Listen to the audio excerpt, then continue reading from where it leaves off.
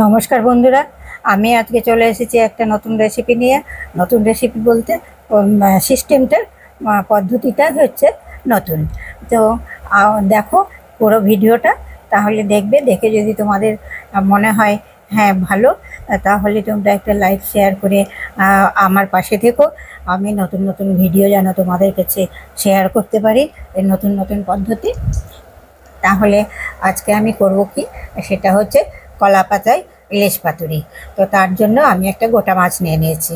গোটা মাছ নেওয়ার উদ্দেশ্যে হচ্ছে, গোটা মাছ মাছ কাটার অভ্যেস তো নেই। গোটা মাছ নেওয়ার উদ্দেশ্যে হচ্ছে আমি আজকে মাছটা কেটে দেখাবো। আগের দিনে মারা কেমন করে মাছ কেটে রান্না করতো ইলিশ মাছ। আগেকার দিনে পূর্ববঙ্গ হোক আর এই বঙ্গের হোক, পশ্চিমবঙ্গের সবাই কিন্তু ইলিশ মাছ কেটে পরিষ্কার করে ধুয়ে নিয়ে, আঁশ ছড়িয়ে ভালো করে ধুয়ে টুয়ে নিয়ে, মাথার যে নোংরাগুলো সব ধুয়ে টুয়ে নিয়ে তারপর কিন্তু টুকরো করতো। কাটার পর কিন্তু ধুতো না। সেই পদ্ধতিটাই আমি করছি। আমরাও খুব এইভাবেই ইলিশ মাছ খেয়ে অভ্যস্ত। বর্তমানে সব ছোট সংসারে কেটে বাজার থেকে কেটে আনা হয়, তো সেই কারণের জন্য মাছ ধুতে হয়, তবে ইলিশ মাছ বেশি ধুতে হয় না। তো আমার মাছটা আঁশগুলো ছোলানো হয়ে গেছে, আমি এবার ভালো করে ধুয়ে ফেলছি। তো ধুয়ে ফেলে করছি। তো কলা পাতাটা কিন্তু আমার প্রথম। কলা পাতায় কিন্তু আমার মা কোনোদিন করেনি। এটা আমার পূর্ববঙ্গের কাছেই শেখা। আমার অফিসে একজন আছে, তার কাছেই শেখা। দেশি বলে সে অনেক কিছুই খাই, তা আমি ইলিশ মাছটা করছি আজকে। আর একজন সাবস্ক্রাইবার আমাকে অনুরোধ করেছিল, তাকেও আমি আরেকদিন ইলিশ ভাপাও দেখাবো। তো ভালো করে আমি দেখুন, হাতে একটু লবণ নিয়ে ভালো করে মাছটা খুব ভালো করে ধুয়ে নিয়েছি। ধুয়ে নিয়ে আমি খুব ভোরবেলা উঠেছি, কেননা আমাকে মাছ কেটে ধুয়ে রান্না করে তারপরে আমাকে কিন্তু অফিস যেতে হবে। এই জন্য ভোরবেলা উঠে মাছটা কেটে ধুয়ে স্নান করে পুজো করে তারপর রান্না করবো। আমার ছোটো ছেলে ইলিশ খেতে খুব ভালোবাসে, তার জন্য বিশেষ করে করা। এবং আমি সেই জন্যই মাছটা কেটে নিয়ে আমি স্নান করবো। তাতে এবার মাছটা আমার ধোয়া হয়ে গেছে। এই মাছের আঁশটাশ ছড়িয়ে ভালো করে জায়গাটা ধুয়ে পরিষ্কার করে নিয়েছি। এবার আমি কেটে নেব। এবং প্রথম মাথাটা খুব সাবধানে কাটতে হবে, পিত্তিটা গলে না যায়। পিত্তি গলে গেলে মাছটা তিতা হয়ে যাবে, সেই কারণে। তো এইবার আমি মাছটা কেটে নিয়েছি, কেটে তেলগুলো ভিতর থেকে বের করে নেব। পিত্তিটা দেখে নিয়েছি মাথার দিকে আছে, তখন মাথা যখন কাটবো তখন পিত্তিটা ভালো করে ছড়িয়ে আর সুন্দর করে কেটে নেব। আমি রিং পিস করে কাটছি, কেটে নিচ্ছি। মোটা মোটা করেই কাটা হচ্ছে, আমার তো আর অভ্যেস ছুটে গেছে, আর বটিতে একটু ধারটা কম, সেই জন্য রিং পিস করে আমি কেটে নিচ্ছি। একদম দেখো মাছগুলো আমার কাটা হয়ে গেছে। এবার লেজের কিন্তু আমরা একটু করে চিড়ে দিই। আমার মার কাছে দেখা আর মার কাছেই শোনা, এই লেজটা চিড়ে দিয়েছি। আর মাথাটা পাতালি করে কাটি। মাথায় পাতালি করে কাটার উদ্দেশ্য হচ্ছে, মাথার ভিতরে একটা সুতোর মতো থাকে, ইলিশ মাছের মাথাতেই থাকে, কিন্তু সেটা এই যে সুতোর মতোটা আমরা ছুটিয়ে ফেলে দিই। কথিত আছে যে ইলিশ মাছ নাকি উজানে চলে, তো কোনো আর পবিত্র মাছ, ওটা উজানে চলে, সেই জন্য পবিত্র মাছ হিসাবেই ধরা হয়। শুভ অনুষ্ঠানে ইলিশ মাছকেই ধরায়। সেই সুতোটা আমরা ছড়িয়ে দিই, ফলে ব্রাহ্মণের পইটা গেলে নিয়েছিল, সেই পইটা নাকি ওটা সুতো। সেই অনুযায়ী আমরা ওটা মাদেরকে তাই দেখেছি, সেই জন্য আমরাও আমি সেইভাবেই করি। মাছ কেটে আনলেও মাথার ওটা আমি সুতোটা ছড়িয়ে ফেলি। এইবার আমি চলে এসেছি স্নান করে পূজা করে রান্নাঘরে। আমি মটরের ডাল ভিজিয়ে রেখেছিলাম, ওটা বেটে নিয়েছি মিক্সিতে।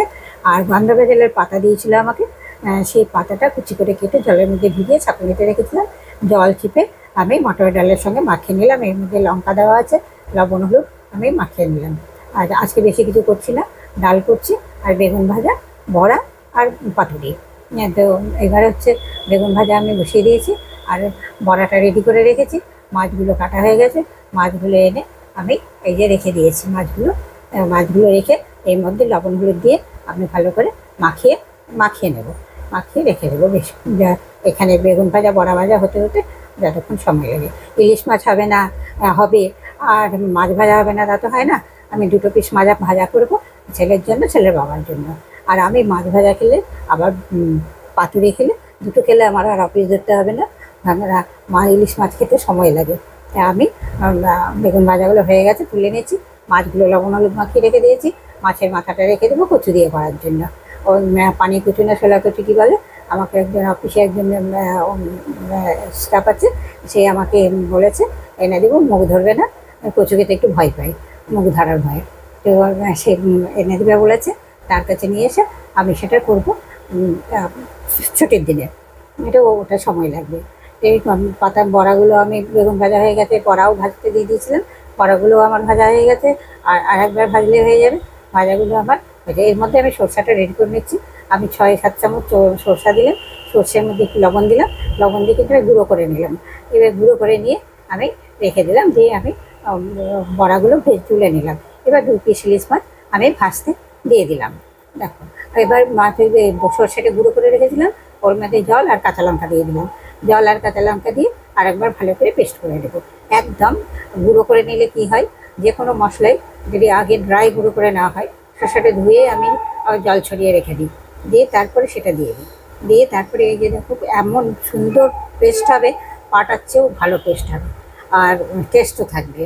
আর আমি কালো সর্ষেটাই ব্যবহার করব, যেহেতু আমি সেই সময়ে রান্নাটা করছি, সেই জন্য সেই সময় যে উপকরণ দিয়ে রান্নাটা হতো আমি সেইগুলোই উপকরণ ব্যবহার করছি। পোস্ত দিচ্ছি না, টমেটো দিচ্ছি না, দই। কলা পাতাগুলো আমি সেঁকে নিচ্ছি একটু নরম করার জন্য। আর সর্ষের মধ্যে আমি দিয়ে দিয়েছি, আগে তো লবণ দিয়েছিলাম, পরে একটু অল্প করে লবণ দিয়েছি, আর দিয়ে দিয়েছি হলুদ, আর দিয়েছি অল্প করে সরষের তেল, আর ইলিশ মাছের তেল ভাজা তেলটাও আমি দিয়ে দিয়েছি। এবার কলা পাতা ফ্রাইং প্যান বসিয়ে দিয়েছি, তাতে একটু সর্ষের তেল ছড়িয়ে দিয়েছি।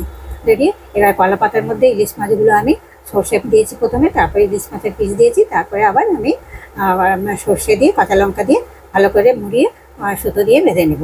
এইভাবে চারটা তৈরি করে আমি প্রত্যেকটাই প্যানের মধ্যে দিয়ে দেব। প্যানের মধ্যে দিয়ে আমি কিন্তু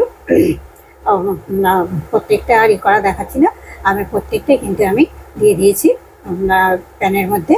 আর এটাই আমি লো টু মিডিয়াম ফ্লেমে ভালো করে ভেজে নেব, তারপরে প্রায় 20 থেকে 25 মিনিট মতো ভেজে দিয়ে আমি তুলে নেব। সুন্দর ভাজা হয়ে যাবে, ভেতরটাও সেদ্ধ হয়ে যাবে। তো যদি তোমাদের ভালো লাগে আমার প্রসেসটা, সেই সময়ের কথা তোমাদের মনে পড়ে, তাহলে তোমরা লাইক, শেয়ার, কমেন্ট করো। আর ভালো লাগলে, আর তোমাদেরকে আরেকটা কথা বলবো, চ্যানেলটা সাবস্ক্রাইব করে আমার পাশে থেকো। আমি ইলিশ মাছের অনেক রেসিপি দেখাবো, মানে ইলিশ মাছের এত রেসিপি হয়, আমি সুন্দর সুন্দর রেসিপি দেখাবো। ইলিশ মাছগুলো আমার হয়ে গেছে, আমি তুলে নিচ্ছি, কারণ আজ খুলে দেখাতে পারবো না, আমার এমনি লেট হয়ে গেছে, আমাকে রেডি হয়ে অফিস যেতে হবে। সুতরাং আমি তুলে নিচ্ছি, তুলে নিয়ে আমাকে এবার তোমাদের ভিডিওটা দেখার জন্য ধন্যবাদ রইল। আর প্লিজ তোমাদের কাছে অনুরোধ রইল যে চ্যানেলটা সাবস্ক্রাইব করে পাশে থেকো, আমি তোমাদেরকে নতুন নতুন ভিডিও শেয়ার করব। আজকের মতো এখানেই শেষ।